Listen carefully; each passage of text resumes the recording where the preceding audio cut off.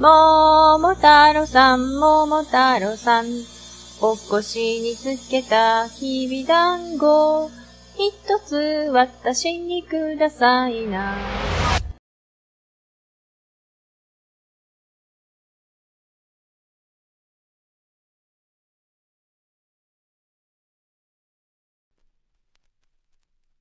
Il existe au Japon une créature que l'on nomme Noreonna.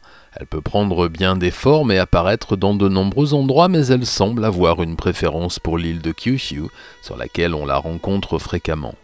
Qu'elle apparaisse au beau milieu de la nuit, marchant sur la plage, un bébé dans les bras ou sur les berges des rivières, essayant de séduire les beaux jeunes gens de passage, toutes ont un point commun, elles aiment la chair humaine et s'en repaissent volontiers. Personne ne sait vraiment d'où viennent les Noreonna ni comment elles sont nées. Certains disent qu'elles sont des messagères des dieux de l'eau, d'autres qu'elles sont l'incarnation monstrueuse des âmes de femmes mortes noyées. Où est la vérité? Nul ne le sait. Laissez-moi vous raconter l'histoire de l'une d'entre elles. C'était en l'an 2 de l'ère Shotoku, dans le nord de l'île de Kyushu. Une petite ville de bord de mer vivait dans l'abondance, la pêche y était fructueuse, la forêt giboyeuse et la terre grasse et féconde. Malgré la petitesse de cette cité, toutes sortes de gens s'y croisaient, marchands, pêcheurs, artisans ou paysans, et une agitation laborieuse et joyeuse y régnait en permanence. Près du port et des négoces, au cœur de la petite ville, il y avait une taverne, la meilleure de toutes d'après les habitués, tenue par un brave homme. Il avait perdu sa femme en couche et élevait seul sa fille, qu'il aimait par-dessus tout. Elle s'appelait Otome, et n'avait qu'à demander quelque chose pour que son père le lui achète. Il lui cédait tous ses caprices et la protégeait comme le plus précieux des trésors, la couvant à la maison et ne lui refusant qu'une seule chose, sortir. Mais à 13 ans, la jeune Otome devint curieuse et voulait voir le monde, alors elle profita d'une journée où son père était très occupé pour s'échapper de sa prison dorée.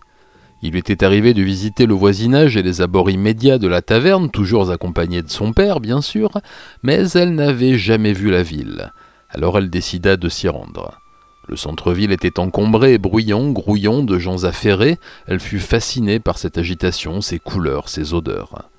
Elle arpenta les rues et visita les magasins, oubliant le temps. Mais alors qu'elle courait pour traverser une rue encombrée, son talon de bois se cassa. Elle s'assit sur les marches d'une grande et belle maison et retira sa guetta. « Que vous arrive-t-il, jeune fille » dit une voix d'homme, forte mais douce. Elle sursauta. « Oh rien, c'est le talon de ma guetta qui s'est cassé » répondit-elle en se tournant vers l'homme qui lui parlait. Ce fut un coup de foudre, un amour au premier regard pour Otome. Elle contempla un instant le beau jeune homme qui se tenait derrière elle. Il s'appelait Koroku et était le fils d'un notable de la ville. « Laisse-moi faire, je vais t'arranger ça » dit-il en attrapant sa chaussure abîmée. Il la répara en quelques secondes et la lui rendit. « Tiens, voilà, c'est fait. » Otome attrapa sa chaussure et inclina la tête pour le remercier. Elle était rouge comme un coquelicot et n'osait pas le regarder. Il sourit et lui demanda « Comment t'appelles-tu et où habites-tu? Tu as l'air perdu, laisse-moi te raccompagner chez toi. » Mais elle ne put rien répondre, aucun son ne sortait de sa bouche. Voyant cela et pour la mettre à l'aise, il se présenta et vanta la bonne réputation de sa famille. Toujours aussi gênée, elle parvint tout de même à se relever. Il ouvrit la marche et elle le suivit. Parfois, il ralentissait et lui parlait de choses et d'autres, mais elle ne l'écoutait pas. Elle le regardait et elle était heureuse. Après une longue marche, ils arrivèrent enfin devant la maison d'Otome. Son père était au Sanku et l'attendait devant leur porte en se rongeant les sangs. Il remercia 1000 fois Koroku de lui avoir ramené sa fille et s'inclina jusqu'à terre. Depuis ce jour, Otome ne put plus penser à autre chose qu'au jeune homme. Elle voulait le revoir, parler avec lui, le regarder, c'était plus fort chaque jour. Elle put enfin s'échapper à nouveau, mais à chaque fois qu'elle arrivait en face de la maison, il était en galante compagnie, parlant et riant au bras d'une riche beauté. Otome était jalouse, bien sûr, mais que faire face à ces filles tellement belles, se disait-elle en regardant son reflet dans l'eau. Certes, elle avait de beaux et longs cheveux noirs et brillants, mais c'était là son seul atout. Sa peau était brune et épaisse et son visage trop rond, fiché en son milieu d'un nez trop petit et de lèvres trop épaisses.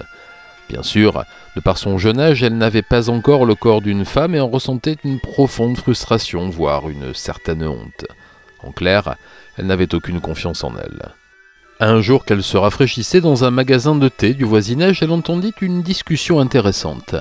La femme assise derrière elle parlait à sa voisine à voix basse, ce qui fait qu'Otome n'y avait d'abord pas prêté attention. Mais semblant s'enflammer pour leur sujet, la voix des femmes se fit plus claire et Otome commença à suivre la conversation.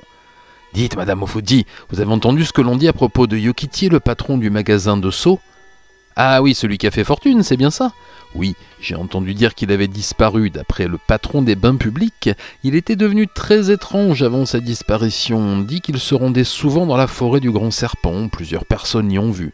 Il allait sans doute à la rivière de Nurehebi. »« La rivière de Nurehebi !» répondit la femme d'une voix horrifiée. Otome n'avait jamais entendu parler de cette rivière qui semblait tant faire peur à ces deux femmes. Elle prêta d'autant plus attention à la discussion. « Vous pensez qu'il aura vendu son âme au Nurehebi pour réussir sa vie ? Quel idiot! Ma grand-mère me parlait souvent de ce démon lorsque j'étais petite. Il vous accorde tout ce que vous souhaitez si vous lui demandez. Mais il faut le payer en retour de votre âme et de votre corps. Elle nous interdisait de nous approcher de cette forêt maudite. » « Oh, moi aussi j'ai entendu ce genre d'histoire quand j'étais enfant, mais est-ce bien sérieux ?» dit la femme en souriant. « Eh bien moi, j'y crois. De toute façon, ne comptez pas sur moi pour entrer dans ce bois de malheur, répondit-elle très sérieusement. En écoutant cette terrible histoire, le cœur de Otome battait la chamade. Depuis sa naissance, elle avait toujours obtenu ce qu'elle voulait et parfois plus. Quoi qu'elle demande, son père le lui achetait. Elle se sentait frustrée et vexée de ne pouvoir obtenir ce qu'elle désirait maintenant plus que tout au monde, Koroku. D'après son père et les employés de la taverne, Koroku était un séducteur invétéré qui passait souvent ses nuits dans les demeures des dames, parfois même des prostituées. On l'en voyait souvent sortir au petit matin, la mine fatiguée et le vêtement froissé. Comme il s'approchait de ses 18 ans, son père s'était mis en quête d'une épouse convenable. C'est ce que racontait un des serveurs de la taverne qui vivait dans le centre-ville. Mais malgré tout ce que l'on pouvait raconter sur la légèreté de ses mœurs, Otome le voulait.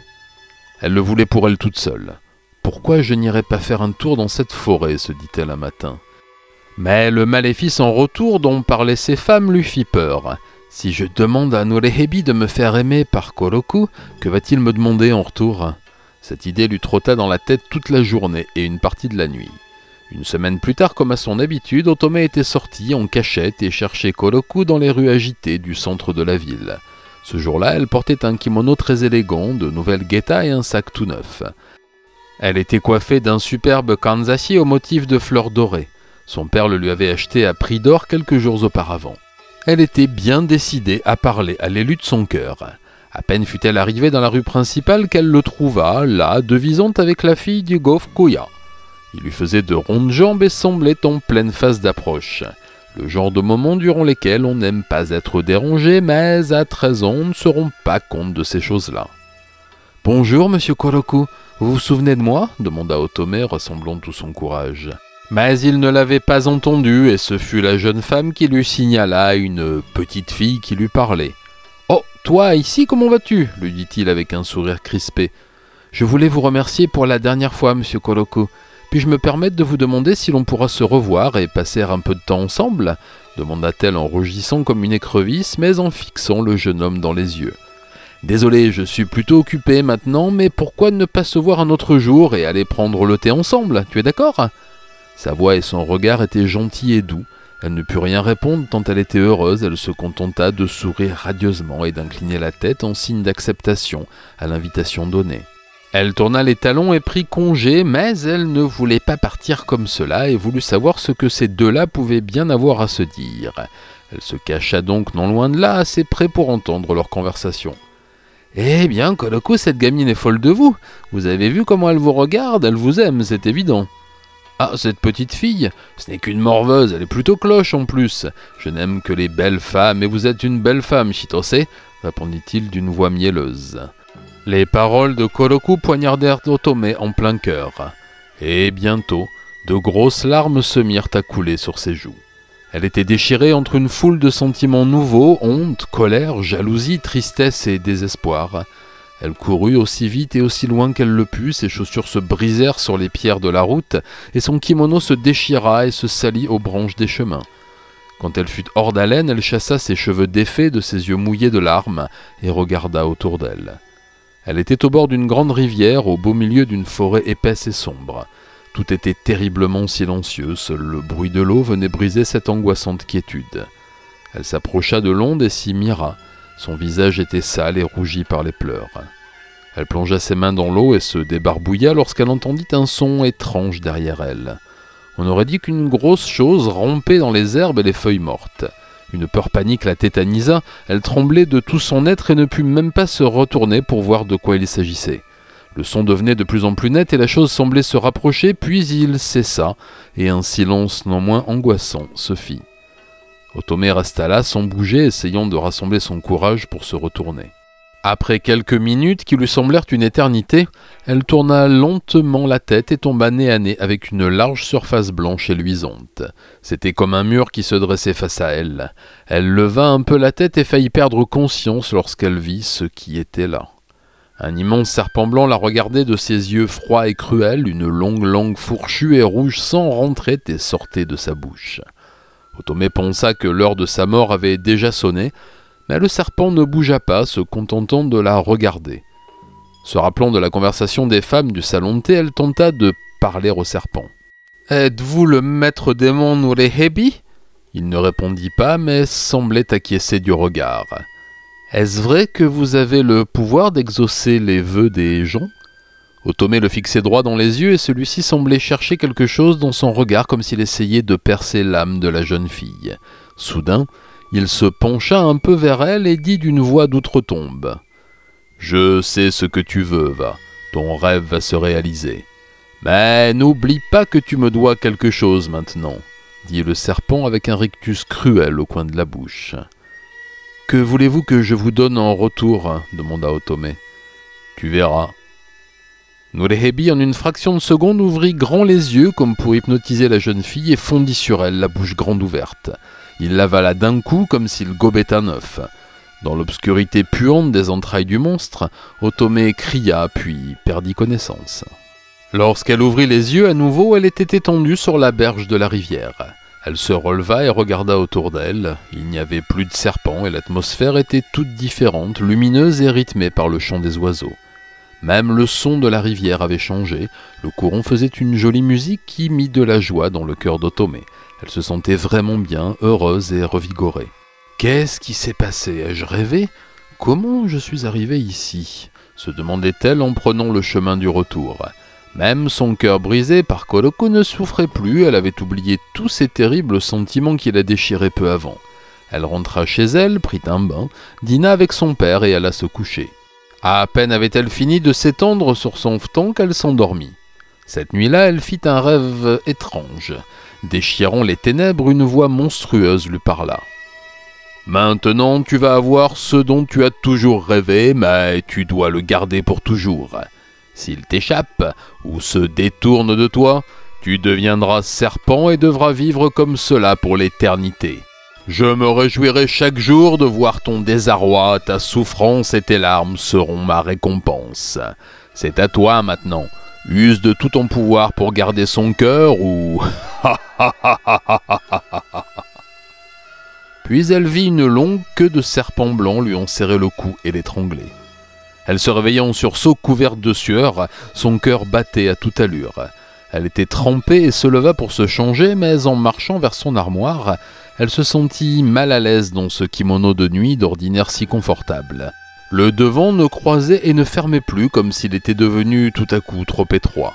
En regardant ses jambes, elle vit que le bas de son vêtement lui arrivait à mi-mollet, là où d'habitude il traînait par terre. Elle regarda ses mains, elles étaient fines et blanches, de même que ses bras devenus eux aussi blancs et lisses, minces et fermes. Elle défit la ceinture de son kimono et le fit tomber à terre, puis elle regarda son corps. Il était devenu celui d'une femme. Ses hanches s'étaient élargies et sa poitrine avait un joli galbe. Sur son ventre comme sur ses jambes, une peau couleur de perle brillait sous la lumière de la lanterne. Elle paniqua et courut vers le puits afin de vérifier son reflet dans l'eau du seau. « Mais qui est-ce ? Est-ce moi ?» se disait-elle en se frottant le visage. La jeune femme qu'elle pouvait admirer dans ce reflet était d'une grande beauté. La peau claire et le visage ovale, des yeux effilés aux longs cils, un nez fin et une petite bouche aux lèvres rondes.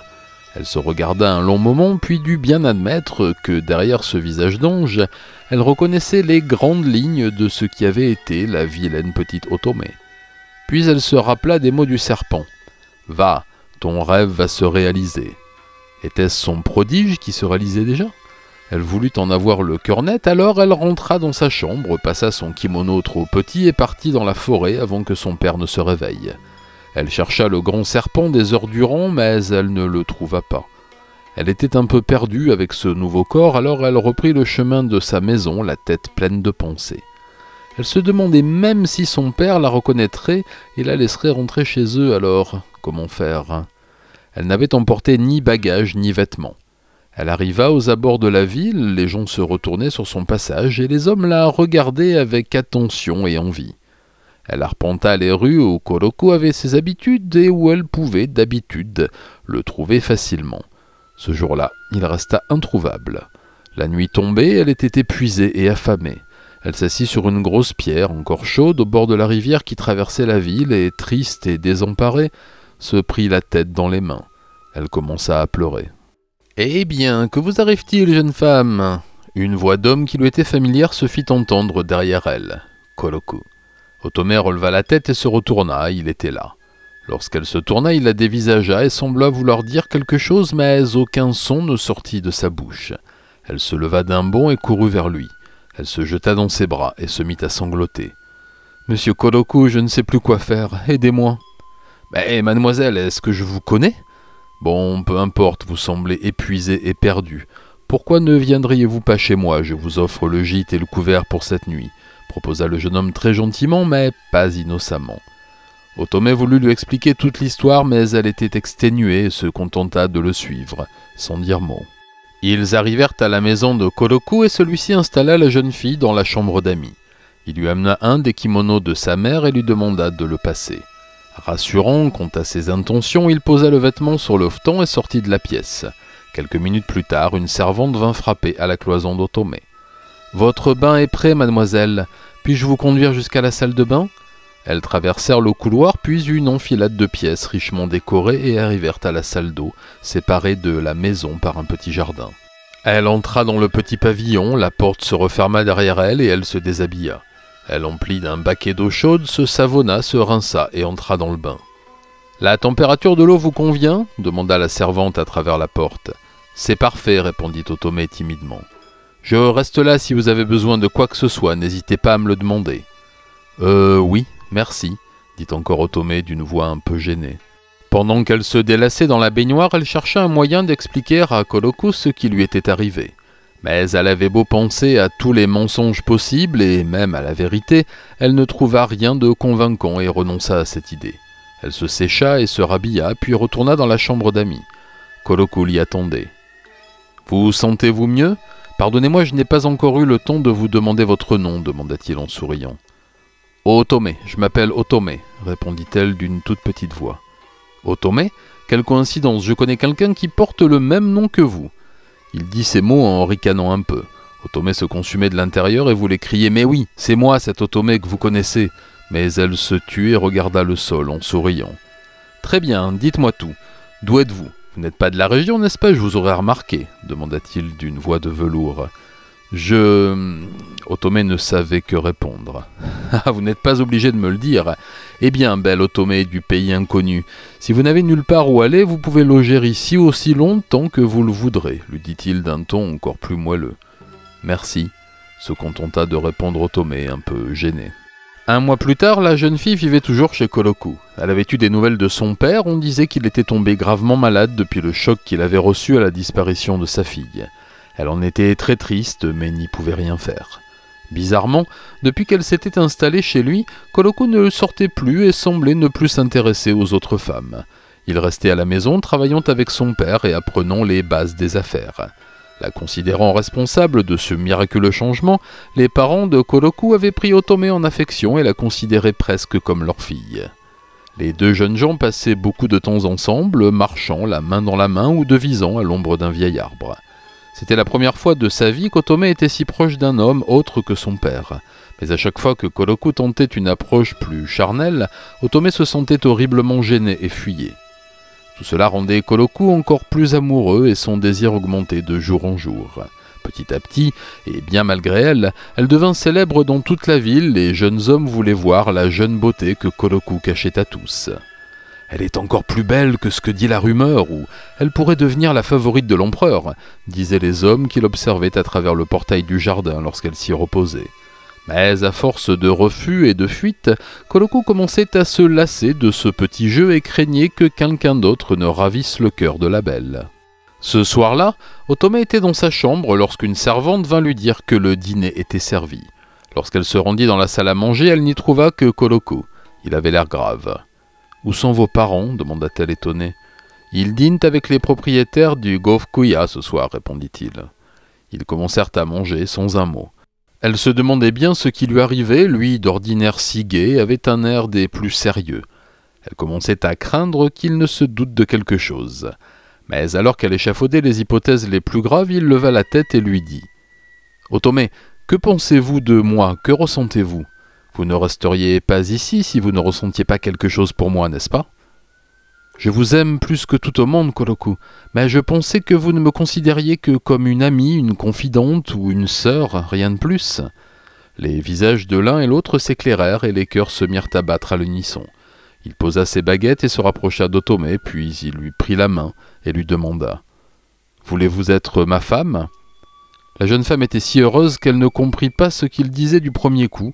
Elle se répéta la phrase dans sa tête, mais resta muette.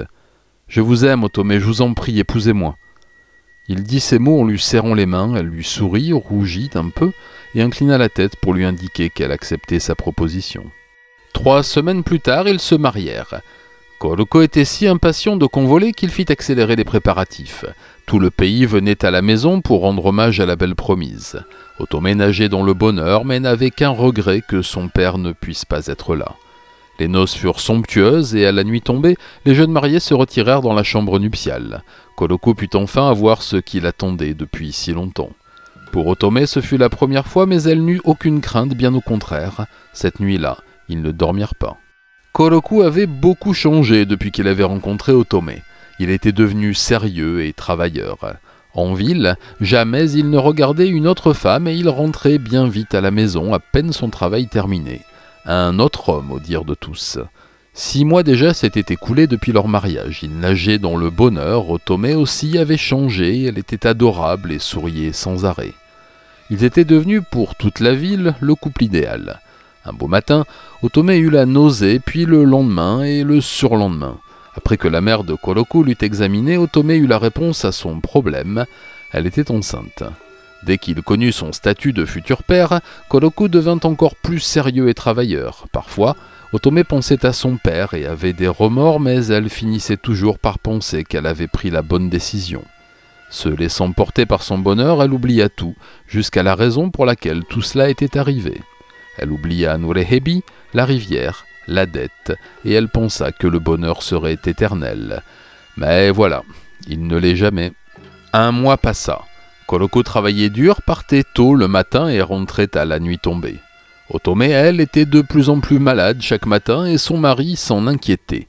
Il passait le plus de temps possible avec elle pour la distraire et la soutenir dans sa grossesse, mais elle trouva que quelque chose avait changé en lui. Certes, il était gentil et prévenant, mais une petite flamme s'était éteinte dans ses yeux.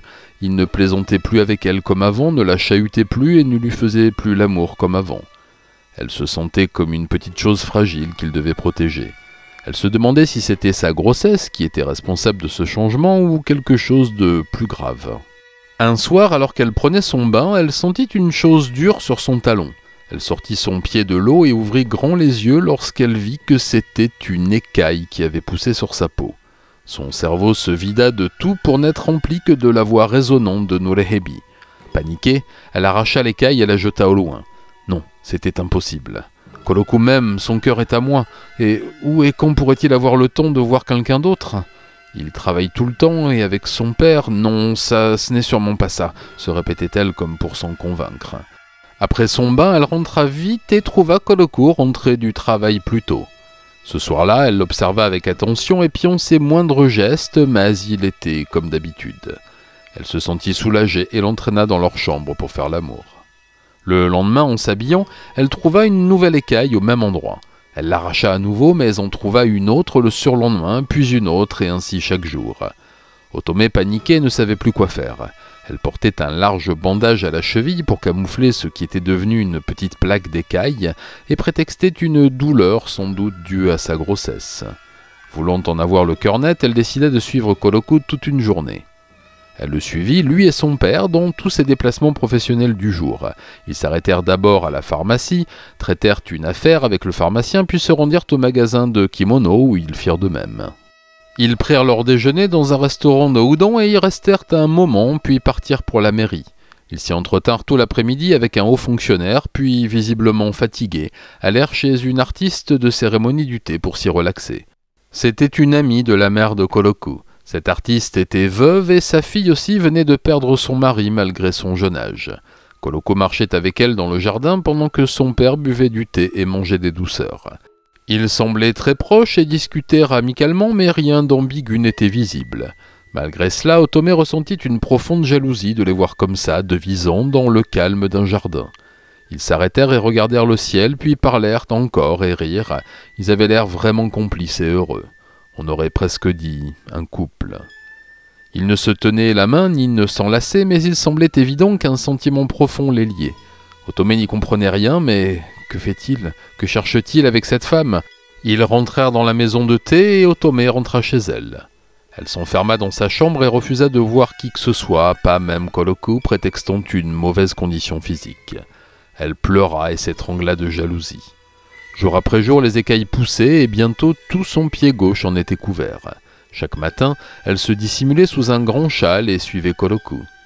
Un soir, la femme et lui se retrouvèrent dans le jardin, comme à leur habitude visiblement, et s'assirent près d'un grand treillis de bois sur lequel poussaient des roses.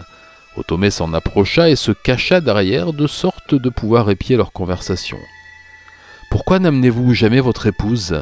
On dit que c'est la plus belle femme de la ville et j'aimerais bien la rencontrer. » « Un jour, peut-être, mademoiselle Ome, mais vous savez, elle ne s'intéresse à rien, elle n'est passionnée que par son intérieur et sa tâche d'épouse. Elle est enceinte, n'est-ce pas? C'est bien normal qu'elle se préoccupe de sa famille avant tout. Je suis sûr qu'elle ne pense qu'à votre bonheur et à celui de votre bébé. Vous êtes un mari chanceux d'avoir épousé une telle perle, vous devriez la chérir chaque jour comme ça. » Je le sais bien, Otome est la plus belle femme que j'ai jamais rencontrée, j'étais le plus heureux des hommes lorsque nous nous sommes mariés. Mais elle n'a aucune personnalité. Elle fait tout ce que je lui dis, m'obéit sans sourciller et ne donne jamais son opinion sur rien. Ce n'est qu'une adorable poupée sans âme, tout le contraire de vous. Il lui dit ces derniers mots en la regardant tendrement. Ome n'était pas très belle, petite, un peu boulotte et avec des cheveux courts, elle avait de faux airs de ce qu'était Otome avant. « Ah, que voulez-vous dire, Koloku? Votre femme est tout le contraire de moi? Vous voulez dire que je suis laide, insolente et bavarde ?» Mais non, pas du tout. Je voulais juste dire que vous êtes une femme très brillante, intelligente et radieuse, répondit Koloku en rougissant. Elle se mit à rire en voyant son visage déconfit. Eh bien, merci pour ce compliment, c'est très gentil, dit-elle en arborant un sourire épanoui. Koloku lui rendit son sourire et lui prit la main. Je dois vous le dire, je sais que je suis marié, mais je ne cesse de penser à vous. Vous emplissez mon cœur et mes pensées, Ome. Ome eut l'air surpris, mais ne dit rien. Elle lui lança un regard désapprobateur, c'est tout. De l'autre côté de la treille, Otome était désespérée de connaître les sentiments de son époux et elle serra les dents. Tout à coup, elle ne se sentit pas bien, elle fut prise de vertige, ne vit ni n'entendit plus rien. Ses cheveux se mirent à pousser et à emplir l'espace, son corps se couvrit d'écailles jusqu'à la poitrine et ses jambes se dérobèrent. Elle tomba au sol et vit ses pieds, puis ses jambes, se solidariser pour ne devenir qu'une longue queue de serpent. Elle cria, prise de panique, mais aussi mue par la tristesse et la rage. Koloku et Ome entendirent ce cri déchirant, bien loin de se douter de ce qui se passait. Otome se dressa sur sa queue et grimpa le mur de bois, elle retomba dans le jardin, face au couple figé de surprise. « Comment as-tu pu » siffla-t-elle, les yeux rouges et couverts de ses cheveux fous. Koloku ne reconnut pas son épouse et se mit devant Ome pour la protéger au fur et à mesure que la créature approchait. « Que nous veux-tu, horrible monstre » cria-t-il à Otome. Pour lui faire prendre conscience de la situation, elle balaya ses cheveux de son visage et s'approcha plus près de Koloku. « Oh, Otome, c'est toi ? Comment as-tu pu me faire ça ? J'ai tout sacrifié pour toi, dit-elle en ouvrant grand ses yeux jaunes et fendus. Je voulais être avec toi, c'est pour ça que j'ai souhaité devenir une femme parfaite. J'ai tout abandonné, ma vie et mon père, pour toi. C'est comme ça que tu me remercies? Regarde-la, elle n'est même pas belle. » Otome semblait pleine de haine et criait chaque mot qu'elle disait. Très vite, alertée par ce bruit, la mère d'Ome arriva dans le jardin, bientôt suivie par les employés du salon et des voisins. « Attrapez ce monstre, tuez-le » criait la mère, paniquée. Otome sanglotait, ses grosses larmes roulaient sur ses joues. « Tout est de ma faute, Otome, » dit Koloku calmement. « Tue-moi si tu veux, mais ne fais pas de mal à Ome. » En entendant ces mots, Otome comprit qu'il aimait cette femme plus qu'elle. Cela ne fit qu'augmenter sa peine et sa colère. Elle regarda Koloku de toute sa haine et siffla. Tout à coup, en un éclair, elle déroula sa queue et attrapa Ome par la cheville, la faisant tomber brutalement. Elle la traîna jusqu'à elle et l'entoura de tous ses anneaux, l'étouffant dans un craquement d'os sinistre. Koloku criait « Non, Otome, je t'en supplie, laisse-la partir !»« Regarde, tout cela est à cause de toi. Alors ouvre grand tes yeux et admire, c'est ton châtiment. » Koloku chercha du regard s'il pouvait utiliser quelque chose comme arme improvisée, mais il n'y avait rien. Dépassant des anneaux du serpent monstrueux, il pouvait voir un bras et une jambe d'Ome qui remuaient encore. Il regardait cela horrifié lorsqu'Otome se dressa à nouveau et cria « Et voilà ta punition !» Un sinistre craquement d'os suivi d'un son de chair déchirée résonna, puis le silence se fit, un silence lourd et morbide. Les membres d'Ome pendaient lourdement le long des écailles grises et luisantes du monstre. Koloku se prit la tête entre les mains. « Non !» cria-t-il. Otome le fixait hilar devant son désespoir. « Je t'aime, Koloku, plus que tout au monde. Je veux t'avoir à mes côtés pour toujours, » dit-elle calmement. Mais Koloku ne répondit rien. Il avait l'air tellement désemparé et avait le regard vide. Elle rit à nouveau et, comme un éclair, balaya ses longs cheveux et les lancèrent en direction du pauvre garçon. Les cheveux s'enroulèrent autour de son cou et commencèrent à l'étrangler. Il cherchait à se défaire de cette emprise mortelle, mais rien n'y fit. Au fur et à mesure que la prise des cheveux se faisait plus mortelle, Otome rapprochait son visage de celui du condamné et, faisant siffler sa langue, elle lui dit « Maintenant, tu vas être à moi pour toujours. » Ce furent les derniers mots que Koloku entendit. Otome lui planta ses crocs dans le cou et, tirant d'un coup sec, elle lui arracha la tête dans une gerbe de sang. Elle attrapa le trophée sanglant avec ses cheveux et plongea sa bouche vengeresse dans les entrailles de Koloku. Elle lui arracha le cœur, le contempla un instant et le dévora. Elle pleurait. Les gens venus porter secours au couple avaient assisté à toute la scène sans rien pouvoir faire tant tout ceci était arrivé soudainement. L'un d'eux avait quand même pu donner l'alarme et un groupe d'hommes armés fit irruption dans le jardin sanglant. Celui qui semblait être le chef cria aux autres d'attraper la créature et des cordes volèrent de toutes parts attrapant Otome et l'immobilisant. Elle ne fit rien pour se défendre ni même pour s'échapper. Tout ce qu'elle voulait à présent c'était mourir pour enfin rejoindre celui qu'elle aimait. Les hommes dégainèrent leurs sabres et se ruèrent sur elle, les coups de lame plurent et sa chair se déchira. Ils la découpèrent en tronçons, inondant l'endroit de sang et de viscères, mais Otome était toujours en vie. Elle se rappela les mots de Norehebi. « Tu deviendras serpent et devras vivre comme cela pour l'éternité. Je me réjouirai chaque jour de voir ton désarroi et ta souffrance, et tes larmes seront ma récompense. » Elle regarda le visage de ses bourreaux. Tout à coup, les coups cessèrent et les hommes reculèrent. Un vieil homme aux cheveux blonds s'approcha et se tint face à elle. Elle reconnut son père, il avait vieilli prématurément, il était maigre et ses cheveux étaient d'un blanc de neige. Otome pleura en le voyant. « Père ? J'ai cherché ma fille partout et sans m'arrêter. Des gens l'ont vue entrer dans la forêt au Norehebi et elle a disparu, dit le vieil homme tristement. « Père, c'est moi, c'est Otome !» tenta-t-elle de dire, mais un homme avait coupé sa langue et aucun son intelligible ne sortit de sa bouche qu'un sifflement serpentin. « Norehebi, tu as mangé ma fille, je le sais, comment as-tu pu me faire ça ?»